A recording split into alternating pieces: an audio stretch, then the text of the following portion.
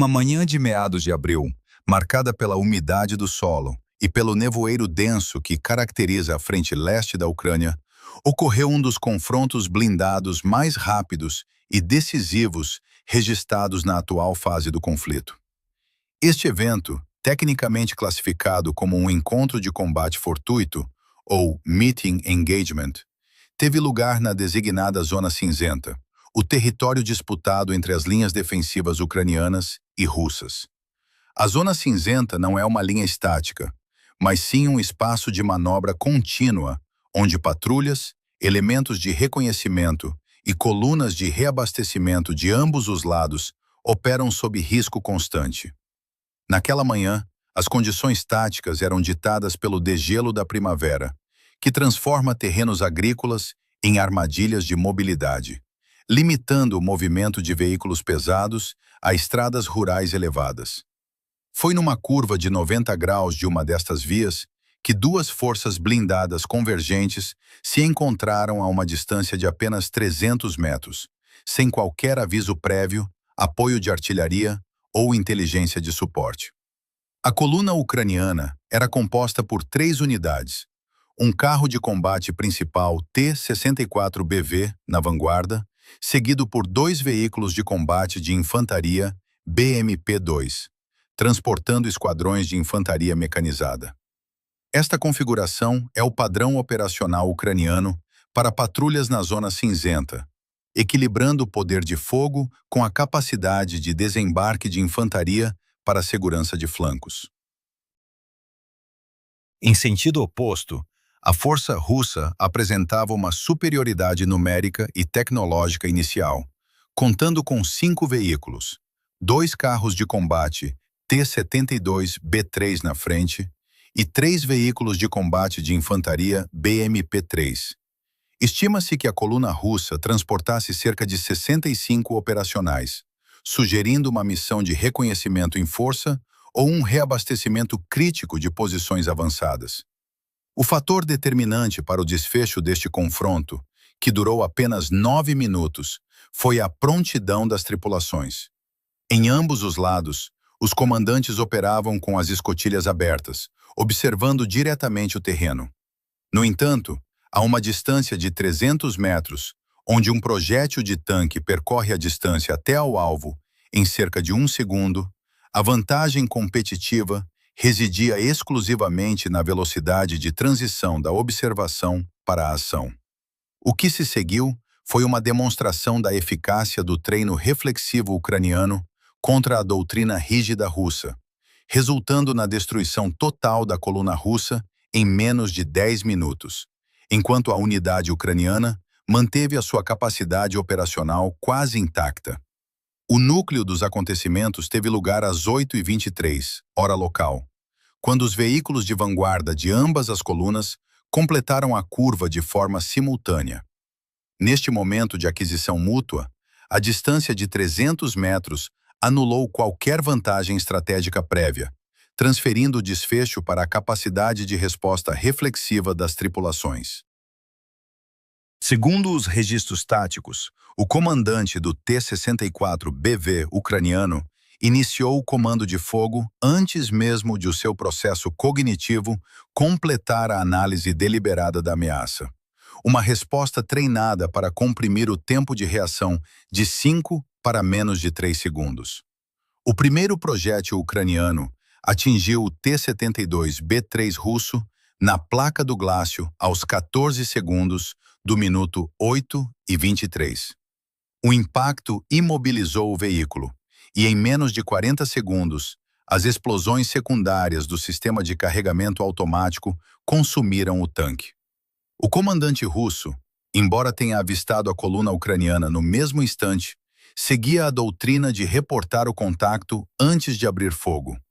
A sua transmissão foi interrompida pelo impacto, e o atraso de escassos segundos revelou-se fatal.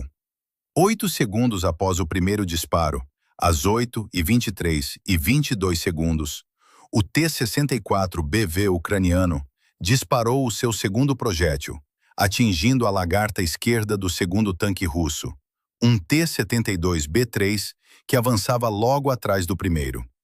Sem um relatório de contacto do seu líder, o comandante do segundo tanque encontrava-se ainda em fase de avaliação da situação quando foi imobilizado. Com os dois tanques russos de vanguarda neutralizados, a Ucrânia iniciou a execução de um protocolo específico de flanqueamento. Às 8h23:17, o primeiro BMP-2 ucraniano saiu da estrada para a esquerda, posicionando-se numa depressão do terreno a 30 metros da via para abrir fogo com o seu canhão automático de 30 milímetros. 2 segundos depois, o segundo BMP-2 ucraniano realizou uma manobra semelhante para a direita, utilizando um aterro de drenagem como cobertura para o casco. Em apenas 11 segundos após o início do combate, ambos os veículos de apoio ucranianos estavam fora da estrada e em posições de tiro, enquanto a infantaria desembarcava para garantir a segurança dos flancos. A resposta russa nos 30 segundos iniciais foi marcada pela descoordenação estrutural.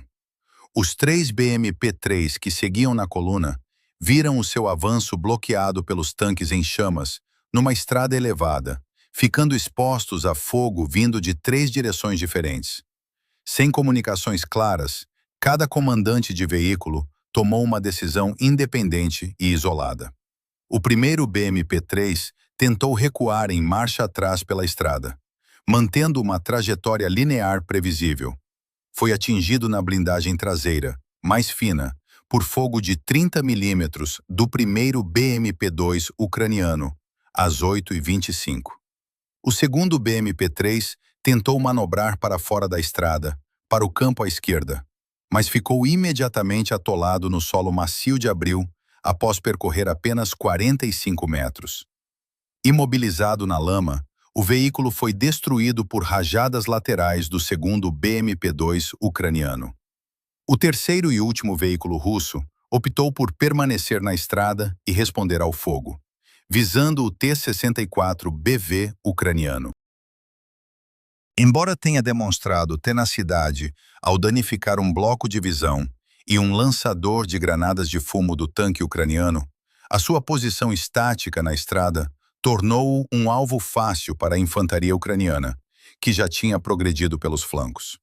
O combate terminou às 8h32, quando este último veículo foi atingido por um disparo de RPG, elevando o balanço para a destruição total da coluna russa.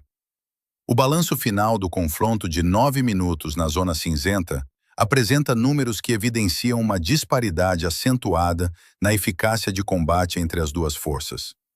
Do lado russo, a perda foi absoluta.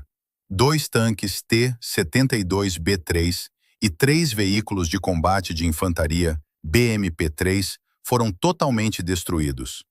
Estima-se que entre 27 a 33 militares russos tenham morrido em ação, com os restantes 14 sobreviventes a serem observados em retirada, muitos em estado de choque ou feridos. Em termos financeiros, este único recontro representou uma perda para a Federação Russa, situada entre os 10 e os 13 milhões de dólares em equipamento e capital humano. Em contraste, a unidade ucraniana terminou o dia com 0 baixas mortais e 0 veículos perdidos. O T-64BV ucraniano sofreu apenas danos externos menores em equipamentos não essenciais, voltando ao serviço operacional num período de 4 a 6 horas.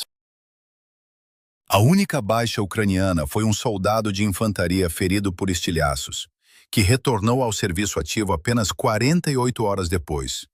As consequências deste evento estendem-se além do campo de batalha imediato, oferecendo dados críticos para a análise estratégica do conflito. O desfecho demonstra que a superioridade numérica russa e a modernidade de sistemas como o BMP-3 não foram suficientes para compensar as falhas institucionais na formação das tripulações.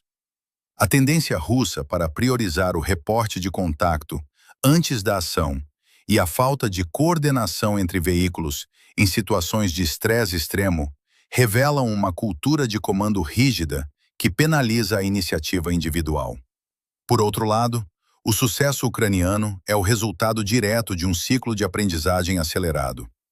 Ao longo de 3 anos de guerra de alta intensidade, as lições aprendidas em combates na Zona Cinzenta foram sistematicamente integradas em treinos de repetição exaustiva, transformando decisões táticas complexas em reflexos musculares e neurológicos, que permitem disparar em menos de 3 segundos após o contato visual. Especialistas militares, incluindo análises do general Ben Hodges, sublinham que este incidente ilustra o problema fundamental do exército russo: a ausência de uma liderança de pequenas unidades capaz de exercer iniciativa descentralizada. Enquanto o sistema ucraniano capacita os seus comandantes de coluna para executarem protocolos de flanqueamento multidirecional de forma autônoma, o sistema russo permanece dependente de uma hierarquia que atrasa a resposta em momentos onde cada segundo determina a sobrevivência. O encontro de meados de abril prova que no terreno macio e imprevisível do leste da Ucrânia, o conhecimento geográfico e a velocidade de execução superam o valor nominal do inventário de armamento. O custo da ignorância tática e da rigidez doutrinária foi a aniquilação total de uma coluna blindada em menos de 10 minutos, um padrão que continua a definir a guerra de atrito na frente ucraniana. Para mais análises detalhadas sobre tática militar e atualidade internacional, subscreva o nosso canal e ative as notificações.